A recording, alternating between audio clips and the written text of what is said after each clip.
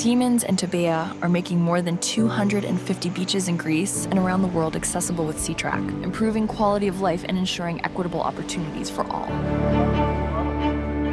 Είναι ο συνδυασμός και της θάλασσας και του ήλιου που βοηθάει πάρα πολύ στο να έχουμε καλή ψυχολογία. Η θάλασσα μου δίνει ζωή, μου δίνει ενέργεια.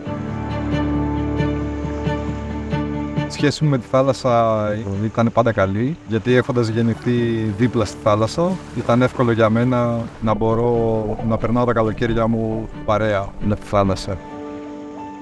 Πάσχω από νευρολογικό νόσημα και εδώ και 2 χρόνια βρίσκομαι σαν μαξίδιο. Έψαχνα και έβρισκα πάντα τρόπους για να κολυμπήσω, αλλά δυσκόλευα και εμένα και τους κοντινούς μου.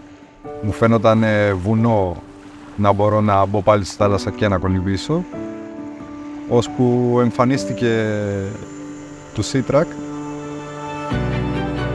Tobea leverages Siemens' expertise in the development and production of SeaTrack. The brain of SeaTrack is powered by Siemens technology. A Siemens central controller is installed in every SeaTrack, providing integrated technology functions and extended communication capabilities, ensuring SeaTrack's uninterrupted operation all year long, even in severe coastal sea environments.